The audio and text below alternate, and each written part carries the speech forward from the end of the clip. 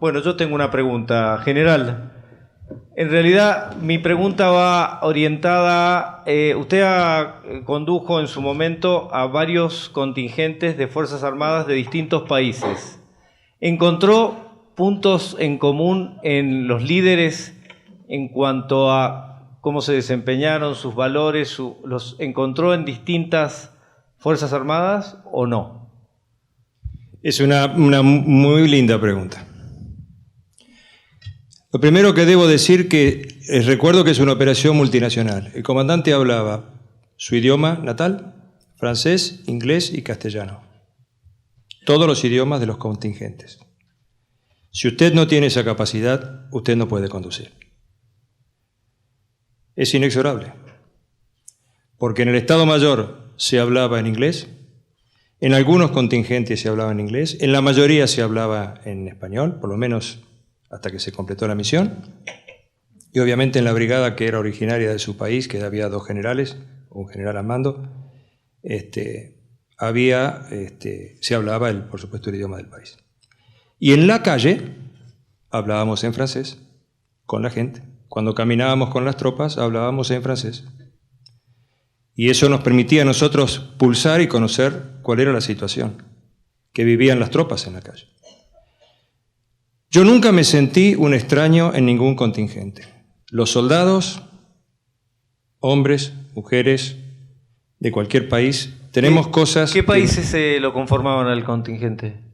Argentina, Uruguay, Perú, España, Marruecos, Nepal, Sri Lanka, Jordania, Filipinas, y puede ser que es muy triste si se me escapa alguno, pero eran unos cuantos. Obviamente Brasil, gracias, Brasil, que tenía el contingente más grande, y el comandante, y en el Estado Mayor había oficiales de muchos países más, de Estados Unidos. El jefe de Estado Mayor era Canadá, con los cuales nos entendíamos en inglés, a veces en francés, y había oficiales de otros países que no estaban representados, como por ejemplo Paraguay. El oficial de CIMIC, que era un oficial muy importante en el Estado Mayor, era paraguayo, coronel de Paraguay. Y había oficiales de Bolivia, que no estaban representados en aquel momento, al principio de la misión, porque después sí, por un contingente. Yo al respecto debo decir lo siguiente. Los soldados, hombres o mujeres, tenemos valores similares en cuanto a lo que significa el cumplimiento del deber y a la forma de comportarnos en un teatro de operaciones. No hay sentimientos diferentes y uno puede expresarse como me tocó y a pedido del jefe de batallón a todo el batallón de Sri Lanka, expresarle de alguna manera el sentimiento de cómo tenían que comportarse porque había fallecido un miembro en un enfrentamiento. Y al llegar al batallón me pidió que me expresara y le dijera al batallón qué sentía. Y esa tropa, entiendo yo, sus oficiales, soldados, me entendieron. Porque cuando uno habla con el corazón del soldado, es un lenguaje universal el corazón del soldado. Entonces es imposible. Y no vivirlo y no sentirlo. Uno lo palpa. Yo era un joven general en aquel momento. Yo había participado en el planeamiento de la misión del batallón como jefe de operaciones del ejército, jefe 3 del Estado Mayor. Dije recién claramente, yo no conocía a mi comandante, pero lo conocí porque cuando llegué al aeropuerto estaba esperándome. Y ya me di cuenta con quién estaba tratando. Y cuando fui al contingente de Brasil y cuando impartí las órdenes como al contingente español o cualquiera, nunca uno se para. No puede ser considerado como un problema en la apreciación de situación del comandante el hecho de que los contingentes sean de diferentes países.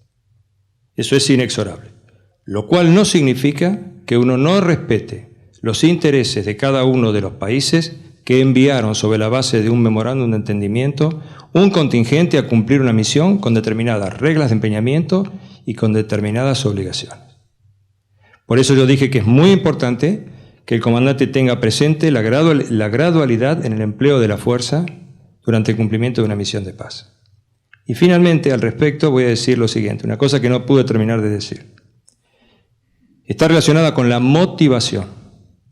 Allí no se va a defender a la patria.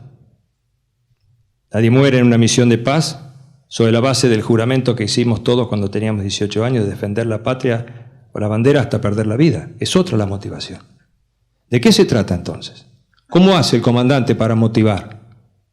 Se trata de lo que dijo un secretario de Naciones Unidas cuando dijo: no son misiones para los soldados, pero no hay mejores que los soldados para cumplirlas. De eso se trata. Se trata de unificar la fuerza detrás de una visión común, aunque los batallones estén a 200, 300, 400 kilómetros. La presencia del comandante se siente. Miren, yo dije claramente que conducíamos las operaciones por celular. Ustedes no se imaginan el estrés que se genera en un comando cuando ese sistema de celulares se cae y usted no sabe lo que está pasando con un batallón o con una tropa que está en movimiento. Cuando el plan va bien, el liderazgo no surge. Es simplemente cumplir un plan. El problema se presenta cuando hay un incidente o cuando usted tiene que abandonar el plan. Hay alguien que dijo que el plan duraba hasta la primera batalla. Es cierto. Hasta el primer incidente. Y a partir de ahí surge el liderazgo. Si el 3 de febrero de 1813, San Martín era un teniente coronel, subió al caballo, desenvainó el sable y cargó a la cabeza de los granaderos. Era un teniente coronel, estaba liderando un escuadrón. El 12 de febrero en Chacabuco, ya no era un teniente coronel. Estaba liderando un ejército. Su plan iba perfectamente bien, hasta que chocó con el ejército español en la cuesta de Chacabuco. Distribuyó la fuerza, inició el ataque y su plan iba perfectamente bien. Hasta que en un momento determinado, un error en la táctica de un jefe de batallón, de la infantería, pone en peligro, en riesgo, el resultado de la batalla. El general San Martín montó a caballo, desenvainó el sable y cargó a la cabeza de los granaderos para superar un problema. El 5 de abril de 1818, en la batalla de Maipú, el general San Martín no cargó a la cabeza de nadie, no desenvainó el sable, y sin embargo ganó la batalla, habiendo dicho a las 5 de la mañana, durante el despliegue: el sol por testigo, el triunfo de este día es nuestro, Osorio es más torpe de lo que yo pensaba. ¿En cuál de las tres oportunidades hubo más liderazgo? En las tres hubo liderazgo, pero ajustado a la situación, a las circunstancias que en cada momento nuestro general vivió. Si ustedes analizan las comunicaciones entre las patrullas aéreas de combate en la Guerra de Malvinas, entre el líder y sus colegas, derecha o izquierda, lo podrán decir mejor que ustedes que yo. ¿Qué es lo que se escucha? Se escucha la voz de un líder, a pesar de que es muy difícil de entenderlo. De modo que siempre hay una acción de liderazgo. La competencia. Naturalmente que si no hay competencia es muy difícil. Por supuesto que es difícil. Desde ya. Es muy difícil.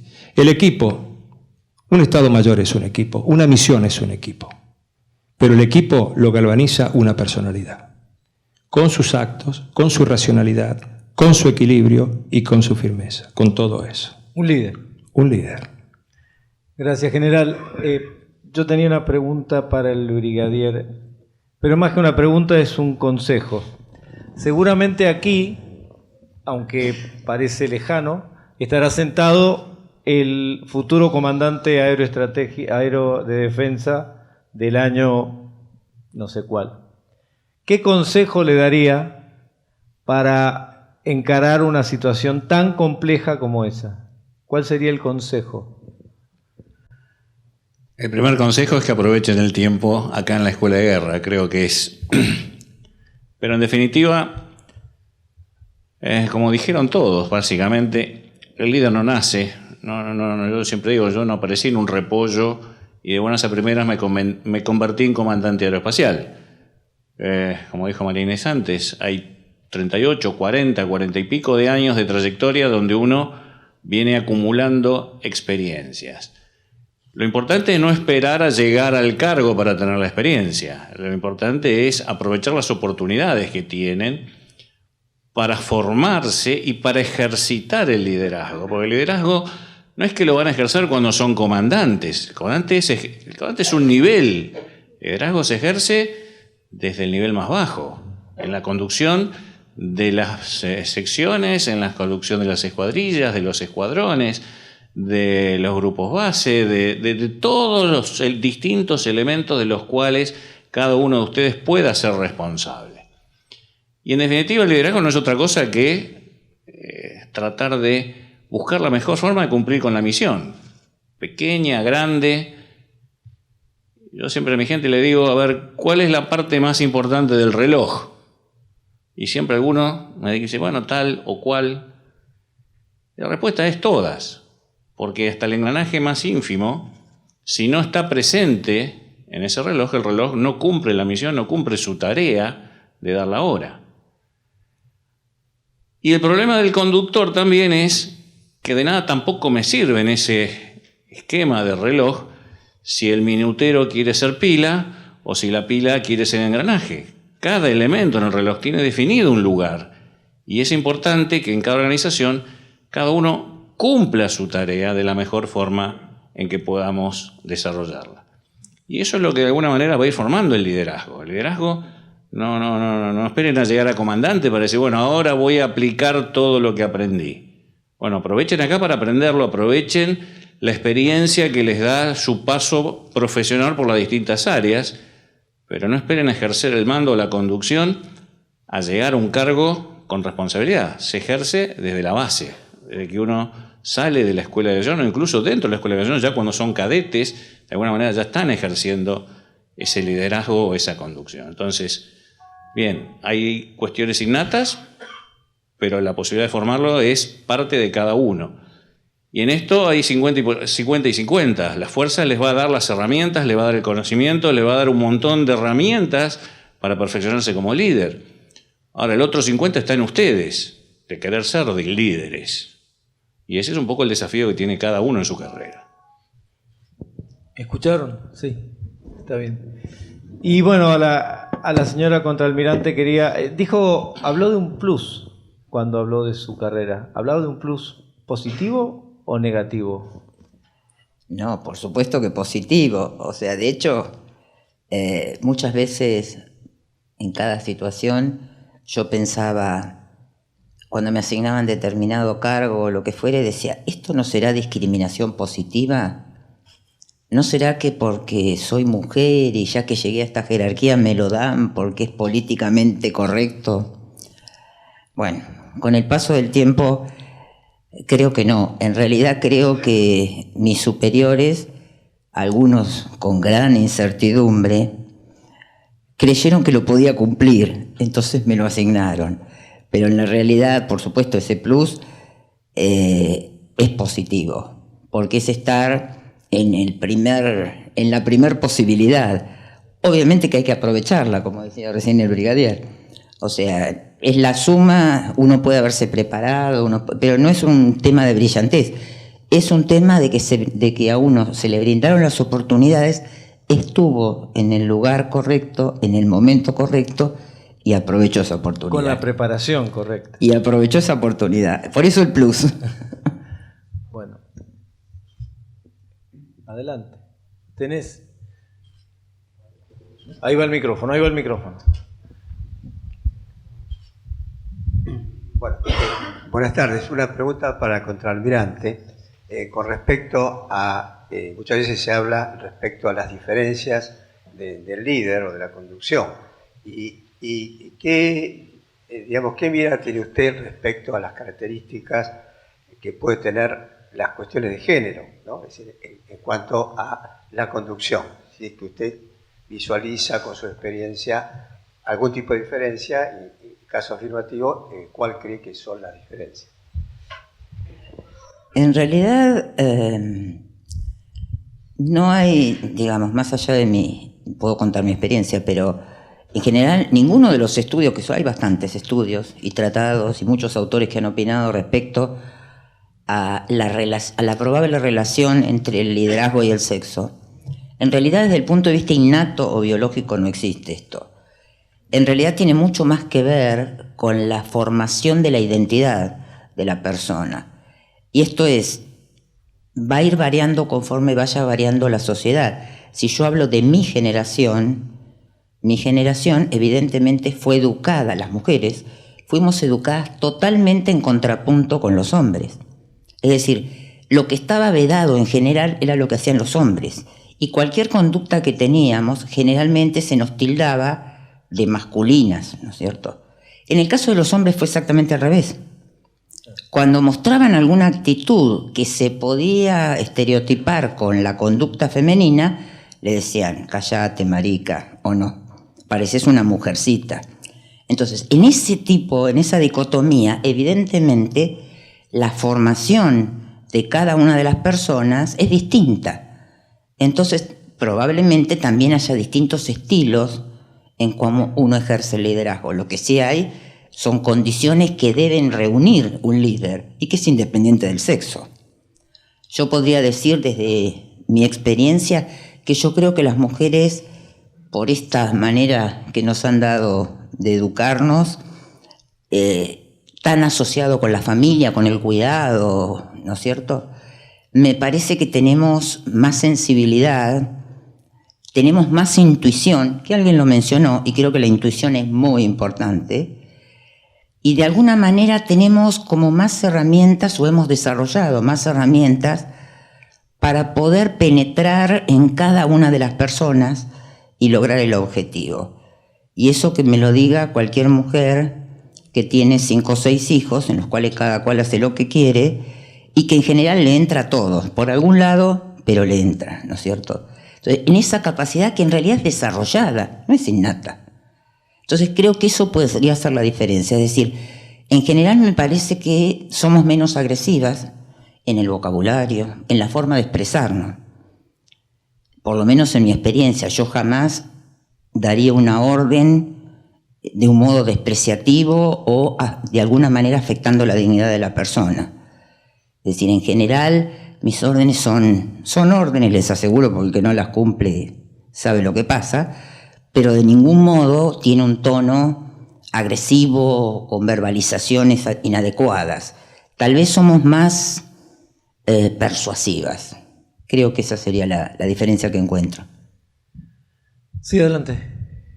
Sí, bueno, buenas tardes. En primera medida, muchas gracias por las excelentes exposiciones de las experiencias de cada uno.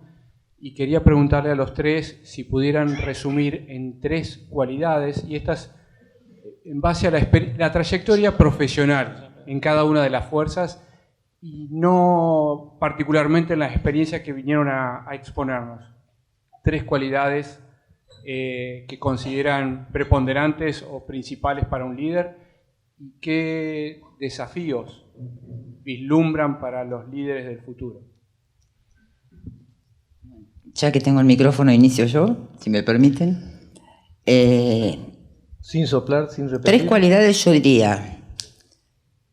Primero, estar totalmente en conocimiento de cuáles son los objetivos o las aspiraciones. En segundo lugar, salir de la zona de confort, si quiero ser un líder, ¿no? Porque la zona de confort seguramente me va a permitir mantener un perfil bajo, mantener el status quo, nadie me va a decir nada y paso desapercibido. Pero nunca voy a ser líder. Y en tercer lugar, enfrentar todos los desafíos. Enfrentar todo. Cuestionar los límites. ¿En qué me refiero a cuestionar los límites? En que no dar por sentado que algo, porque es difícil, no va a tener solución y no lo puedo encarar. Tal vez no logre solucionarlo totalmente, pero tengo que poderlo enfrentar. Yo creo que esas serían básicamente, si tuviera que decirle a alguien cómo puedo llegar a transformarme en un conductor o en un líder, ¿no? Sobre todo pensándolo desde mi aspecto de mujer, ¿no? Brigadier Hanner. Es un poco difícil resumir en 3, pero bueno, podríamos decir que lo primero que uno tiene que aprender es aprender a escuchar. Escuchar porque a veces la vida me enseñó que uno cuando cree que interpreta lo que le están diciendo, muchas veces lo que le están diciendo no es lo que uno está escuchando. Y muchas de las confusiones o de los problemas que a veces se generan es por no saber escuchar. Y aparte, para ser un buen receptor de las buenas ideas y de los conocimientos y de las experiencias que puedan volcar otros en la solución de los problemas. La segunda es aprender a explicar, saber cómo transmitir aquello que uno quiere hacer, que a uno quiere lograr, los efectos que uno quiere de alguna manera alcanzar. Y por último, bueno, la tercera es lograr balancear todas las acciones de lo que uno tiene que hacer, porque en ese proceso de toma de decisiones uno tiene que aprender a decidir, y ese proceso de decisiones uno lo tiene que enmarcar en un contexto de una situación donde, como siempre se dijo, la misma persona en distintas situaciones probablemente va a resolver cosas distintas, y el contexto del conductor lo que tiene que aprender es a balancear las circunstancias para tratar de siempre encontrar la mejor solución al problema que uno tiene que enfrentar. Después de haber escuchado, después de tratar de comunicar lo que uno quiere hacer, cuando uno tiene que decidir, bueno, lograr ese balance que no siempre es fácil cuando uno está inmerso en situaciones a veces complejas o complicadas. Entonces, el equilibrio en la toma de decisiones puede ser otro de los factores importantes de un líder. Le toca al general. Yo nunca me imaginé que me iba a venir tan bien algo que voy a decir ahora que no es mío. Pero lo voy a decir más que nada a los alumnos. Cuando yo era teniente y tenía 23 años, 24 años, me designaron jefe de una batería de tiro. Yo soy oficial de artillería. Era muy joven y con un poco grado para ser jefe de batería. Pero ya sentía la responsabilidad sobre las espaldas. Y encontré una hojita chiquita que puse debajo del vidrio de mi escritorio y la mantuve hasta cuando me retiré de subjefe del Estado Mayor General del Ejército. Y alguno que haya ido por ahí la pudo haber visto. Y dice así. La mencionó. Esta frase es de un sacerdote que habló cuando se inauguró la primera academia militar después de la Revolución de Mayo en 1810. Y dice lo siguiente. Mire cómo me acuerdo y adhiero a eso, por eso me la aprendí de memoria. Un buen oficial es digno del aprecio del universo. 3 virtudes lo deben adornar: la probidad, el valor y la sabiduría. Sin la probidad no merece ser hombre. El valor solo lo hará temerario y las 3 juntas lo colocarán en el templo de la inmortalidad. Brillante. No sé si le respondí. Perfecto.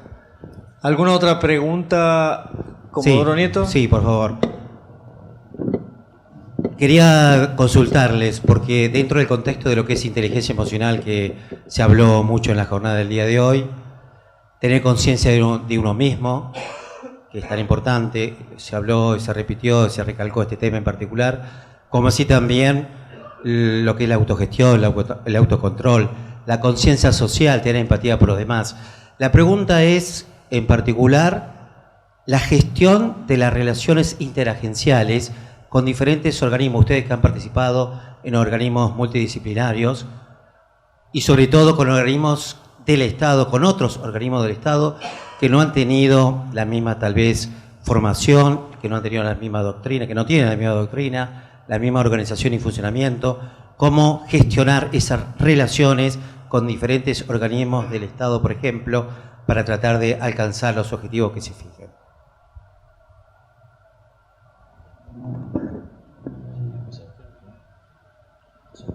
Bueno, el caso particular mío es una operación militar.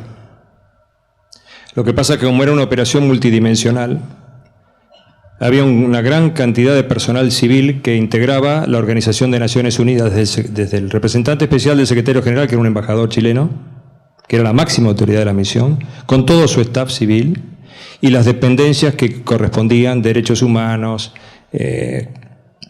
el staff para organizar las elecciones en Asti, la parte de las organizaciones no gubernamentales o las organizaciones de Naciones Unidas, como por ejemplo UNICEF, o como por ejemplo el PNUD, o por ejemplo el OCHA, que se ocupaba de la alimentación, y todo prensa, por ejemplo el Departamento de Prensa de la Misión, es decir, y toda esta estructura civil que era enorme, se replicaba en la sede de cada uno de los batallones, o sea, en todos los batallones, no en los batallones, sino paralela en las localidades donde estaban los batallones. O sea que la relación que teníamos nosotros con todas esas personas en la capital también se replicaba en los batallones. Por lo tanto, si nuestra relación no era buena, no podía ser buena en los batallones. Y era muy importante porque civiles o militares estábamos todos en el mismo barco. La misión tenía que llegar a buen puerto. No quiere decir que no haya habido cuestiones que tuvimos que resolver con la mayor flexibilidad intelectual, haciendo comprender cuáles eran las exigencias a las que cada uno estábamos sometidos. Yo recuerdo muy bien un caso paradigmático, no sé si tengo un minuto para explicarlo, pero después que pasó el desastre en Gonaive, teníamos dos problemas. O sea, no había cómo darle de comer a la población, y esa misma falta de comida generaba inseguridad. El batallón tenía que implicarse al máximo para poder garantizar la seguridad, para que la ciudad no explotara, y nosotros teníamos que hacer llegar la comida por columnas de camiones hasta la localidad. 150 kilómetros, 5 horas de marcha, una ruta destruida. Bajo la responsabilidad de OCHA, que es la Agencia de Naciones Unidas que se ocupa de la alimentación, de hacer llegar la alimentación. La fuerza militar no estaba en condiciones de hacer las dos cosas al mismo tiempo. Era difícil. Y eso generó discusiones importantes en el nivel del Estado Mayor y del staff, digamos, de la misión en su conjunto. Pero nosotros sabíamos que lo que teníamos que hacer. Porque si nosotros no dábamos seguridad a los camiones, a los convoyes, esa comida no llegaba, y si no llegaba, Gonaive se estallaba. Entonces, el batallón iba a tener un problema. Yo entiendo que es un caso particular, pero es un caso muy paradigmático de cómo uno tiene que llegar a los dos niveles, al batallón, y hacerle comprender al staff civil las exigencias, las capacidades y las limitaciones que tiene la fuerza para el cumplimiento de la misión. Pero entendiendo que si no se hacía, todos íbamos a resultar perjudicados. Eso es parte de la formación profesional, del acervo profesional de un oficial. Y en el año 2019 es muy importante que los que vayan a conducir, como dijeron recién, lo entiendan y estén preparados para ese tipo de exigencias, porque las operaciones en el futuro muy probablemente sean del tipo multidimensional. Bueno, desde la perspectiva del comando aeroespacial, el comando por definición es un comando que maneja la relación multiagencial. Tenemos necesariamente relaciones con distintas agencias del Ministerio de Transporte, con Cancillería, con el Ministerio de Seguridad, y permanentemente mantenemos un alto grado de interacción necesaria absolutamente para el desempeño de las funciones correspondientes. Evidentemente en el G20 hubo una exaltación de estos niveles de relaciones y en términos generales creo que el conocimiento mutuo fue un factor que durante la gestión del G20 solucionó gran parte de los problemas originales que veníamos arrastrando cuando empezamos con el proceso de planeamiento. El problema es que después esto se estratifica, o sea, una cosa son las relaciones interagenciales en el nivel conducción, otra cosa es las relaciones interagenciales en el nivel ejecución. Y entonces ahí, una vez más, cobraron mayor importancia las buenas relaciones en el nivel conducción, que ayudaron a solucionar los problemas que a veces se presentaban en los segundos o terceros niveles. ¿Sí? Nuevamente, el caso del Comando Aeroespacial es un caso especial. Nuestro sistema legal es un poco complejo, tiene algunos vacíos, y especialmente para el G20, bueno, había problemas legales que no reconocían por ahí la entidad del comando y obligaban a tratar de reforzar el concepto de explicar y de demostrar la probidad que uno tenía en los distintos temas que se tenían que tratar. Problemas y casos de solución hay múltiples, donde habiendo por ahí establecido determinadas cuestiones de coordinación a determinados niveles, a lo mejor en el nivel siguiente aparecían las descoordinaciones. Ejemplo, un día llama el agregado norteamericano quejándose de que los aviones norteamericanos no habían podido aterrizar en Palomar en idioma inglés porque el controlador se había negado a atender en inglés. Entonces, cuando lo llamo al presidente de la IANA para preguntar a ver qué estaba pasando, que tenía una queja acá de un agregado sobre el tema, me recrimina que no podía ser que no hubiéramos hecho las previsiones correspondientes y que no les hubiéramos avisado con el tiempo suficiente y que ellos no tenían controladores para poner en la torre que ni hablaran en inglés. A lo cual lo miré y le digo, disculpame, le digo, no entiendo qué me está diciendo. Hace un año que estamos planificando que la logística norteamericana va a Palomar. Hace un año que fulano, mengano, sultano trabajaron en todo este problema y vienen suponíamos que estaban haciendo las acciones necesarias para ello. Bueno, notificado de esta situación, claramente se dio cuenta de que acá había un problema interno que era de él que tenía que resolver. Y rápidamente fue corregido. ¿Sí? Pero a veces, vuelvo al tema que a veces las cuestiones de un nivel no se replican en los niveles siguientes y generan problemas y generan cuestiones que es necesario solucionar. En esto no hay otra receta que la paciencia, el tratar de explicar, el mantener buenas relaciones, porque en definitiva todos somos partes de otro gran organismo u otra gran estructura que tiene que producir sus efectos, y de nada sirve que nos desgastemos en una pelea si no estamos tratando de contribuir a la solución de un problema. Y eso creo que es un poco la enseñanza del G20. Todos, en términos generales, tratamos de ayudarnos mutuamente a solucionar un problema, y en la medida que nos fuimos conociendo, creo que esa ayuda y esa compenetración con esa tarea fue mejorando, y creo que fue la clave de que esto se pudiera desarrollar de la manera que salió.